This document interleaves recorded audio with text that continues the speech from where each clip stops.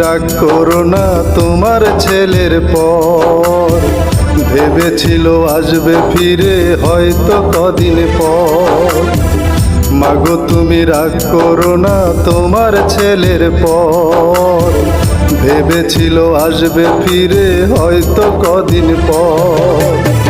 কে জানি তো এমন করে থাকবে পরে অকাতরে, কে জানি তো এমন করে থাকবে পরে অকাতরে, বুকের তাজা রক্ত ঢেলে রাজপথের উপর।